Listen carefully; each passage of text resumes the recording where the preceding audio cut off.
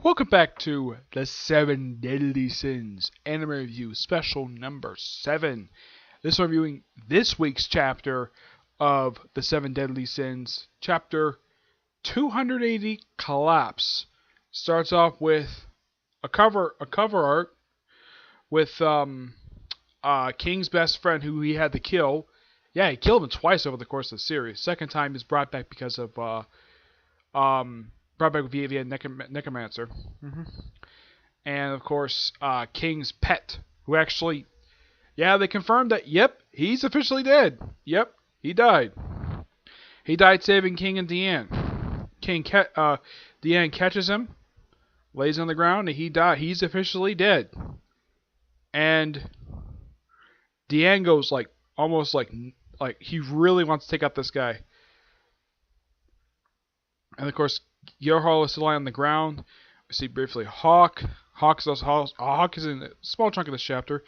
We see that Deanne has got back her hammer axe. And looks like she's ready to use it. We see Elizabeth for the first time in about, I'd say, 2 chapters. Yep. I think last time, actually it's been 3 chapters since we last see her. Yep, though last time we saw was a brief cameo. Want to heal him. And of course, in the ground starts collapsing. And Deanne catches Elizabeth. And Elizabeth says, "Leave the king to me."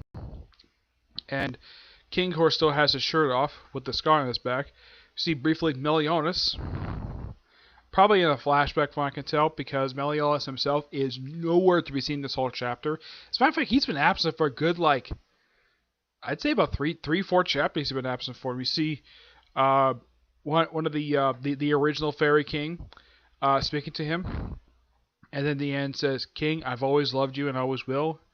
And she tells him, "You still love me?"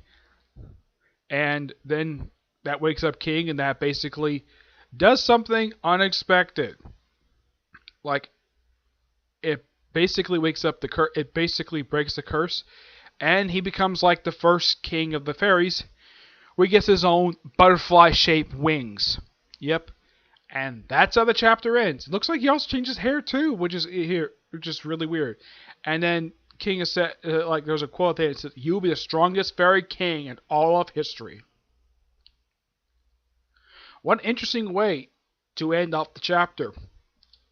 Unlike the last chapter ended with a little bit of a shocker, but a bit of a sad ending, this one is a jaw-dropper. Seeing King finally get his own wings. Yeah, it's fully developed, and it took him a long time. It took him good almost 1,000 years to... this is, of course, to play the story. He's been alive for 1,000 years, and he's only like the 4th Fairy King. He's immortal, that's why he gets away with it.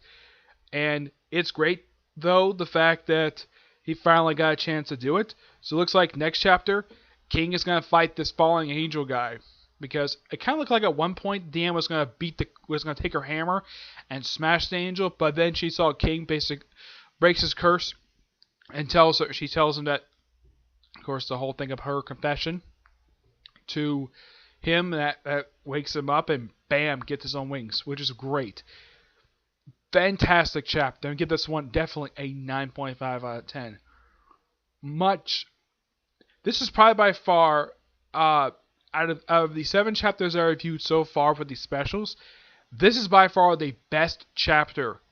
I would say out of all the previous chapters, this is by far the best one out of all of them. Though I kind of wish they'd bring back Meliodas, Bond, and Merlin. Merlin is nowhere seen in this chapter. Meliodas' only appearance is in a flashback. And I'm glad Elizabeth finally made an appearance again, which is nice. Otherwise, a fantastic chapter. Alright, so that's really it for this particular review. I have no other videos planned for today. So, yeah, I'm pretty much going to go back to watching Gintama. Okay? As for when I'm going to put up the next episode for that, I'm hoping later on this week. I'm hoping of that. I'm hoping it doesn't take me another week to upload another part to do another recording of the thing. I hope not, but you'll find out basically when I get a chance to finish up Season 3. Okay? But do see you next review. Bye.